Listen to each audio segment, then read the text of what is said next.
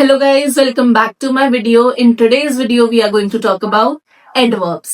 Adverbs क्या होते हैं, क्यों जरूरी है, इनकी सबसे ज्यादा इंपॉर्टेंस क्या है, इस पे काम करेंगे। जैसे कि हमने एडजेक्टिव्स के बारे में पढ़ा था।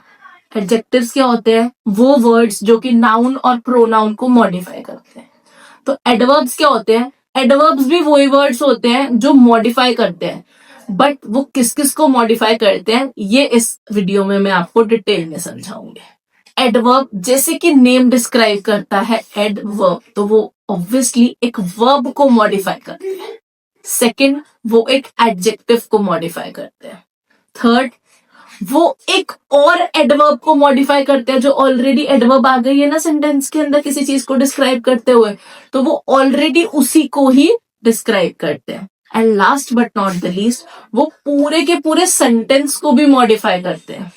कुछ एग्जाम्पल्स के साथ समझते हैं कैसे। शी स्पीक्स क्लियरली, तो जो वर्ड क्लियरली है वो क्या है? एडवर्ब। वो किसको मॉडिफाई कर रहा है? स्पीक्स को, कि वो क्लियरली बोलती है। कैसे बोलती है? क्लियरली। वर्ब को मॉडिफाई किया जा रहा है। He is very happy, adjective. Happy कैसा है? खुश है। कितना खुश है? बहुत खुश है। तो वेरी, जो वेरी वर्ड है वो हैप्पी को मॉडिफाई कर रहा है। ही वॉक्स क्वाइट स्लोली, अब ही वॉक्स क्वाइट स्लोली, ठीक है। ही वॉक्स, जो वॉक्स वर्ड है उसको क्या मॉडिफाई किया जा रहा है? स्लोली। बट जो क्वाइट वर्ड है वो किसको मॉडिफाई कर रहा है? स्लोली को। तो एक एडवर्ब दूसरे एडवर्ब को भी मॉडिफाई करता है। Unfortunately this thing happened with me. Unfortunately ये एक ऐसा वर्ड है जो कि आपके पूरे के पूरे सेंटेंस को ही मॉडिफाई कर रहा है। तो ये चार तरीके से एडजेक्टिव्स हमारे सेंटेंसेस के अंदर या इंग्लिश के अंदर चीजों को मॉडिफाई करते हैं। यहाँ पे मैं आपके आगे ना एग्जांपल्स दे रही हूँ। वर्ब्स को मॉडिफाई करते हुए, एडजेक्टिव्स को मॉडिफाई करते हुए, एडवर्ब्स को मॉडिफाई करते हुए और होल सेंटेंसेस को मॉडिफाई करते हुए।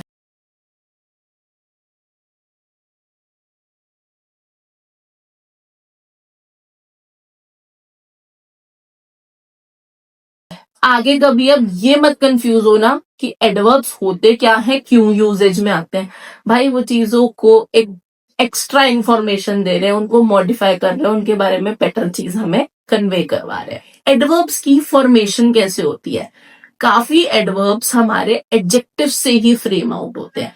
आपने देखा होगा ज्यादातर जो एडवर्ब्स होते हैं ना, उनके एंड में ना एलवाई लगा हुआ होता है। कुछ भी समझ ना आ रहा हो ना और वर्ड कंफ्यूजिंग लगे, तो 80% ऑफ द केसेस में जितने भी एडवर्ब्स होते हैं ना, उनके एंड में एलवाई होता है। तो इस चीज की कंफ्यूजन ही खत्म। कभी भी नहीं समझ आ रहा, अगर एलवाई है तो आंख बंद करके उस पर एडवर्ब मार्क करना। इसके अलावा कुछ केसेस के अंदर स्पेलिंग्स में भी चेंज होता है, जैसे कि हैप्पी बन जाता है हैप्पीली, और कुछ के कंप्लीटली इरेगुलर फॉर्म्स होते हैं। जैसे मैंने आपको बताया कि 80% तो एलवाई वाले हो गए, बट उसके अलावा तो वर्ड्स जैसे कि वेल, फास्ट, हार्ड और बहुत सारे और, ये सारे वर्ड्स होते हैं जो कि इरेगुलर की कैटेगरी में आते हैं। अब हम एडवर्ब्स को यूजेज में कहां कहां पे लेकर आए। ज्यादातर एडवर्ब्स 4 जगहों पे यूज होता है। सबसे पहला, वर्ब के जस्ट बाद में। दूसरा, वर्ब से जस्ट पहले। इसके अलावा ऑक्सिलरी या फिर मेन वर्ब के जस्ट बाद में। And last but not the least, पूरे सेंटेंस में सबसे स्टार्टिंग में। आपके सामने ये रही एडवर्ब्स की लिस्ट। एक बार इन वर्ड्स को गो थ्रू करो और मुझे बताओ कि क्या ये वर्ड्स कभी सुने और हमेशा कंफ्यूज होते थे कि ये किस चीज में यूज होते हैं और कैसे यूज किए जाते हैं।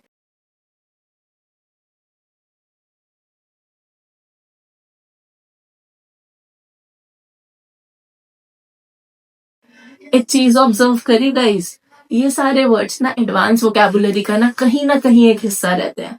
और हम लोग हमेशा सोचते हैं यार हम अच्छे वर्ड्स लर्न कैसे करें। यार थोड़े से अच्छे अच्छे एडवर्ब्स लर्न कर लो और कुछ करने की जरूरत ही नहीं पड़ेगी।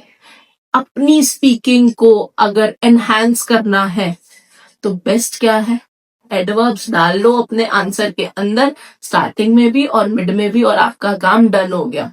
आइल्स वालों एक ट्रिक और बताऊं। अगर आप आइल्स का एग्जाम दे रहे हो तो रीडिंग में जो सबसे ज्यादा प्रॉब्लम क्रिएट करते हैं या कंफ्यूजन आते हैं ना, वो कहीं ना कहीं एडवर्ब्स ही होते हैं। गाइस एक छोटी सी प्रैक्टिस एक्सरसाइज अटैच कर रही हूँ, प्लीज इसे सॉल्व कीजिएगा. कोई डाउट्स हो, कोई कंफ्यूजन हो तो please let me know. So this was it for my video today.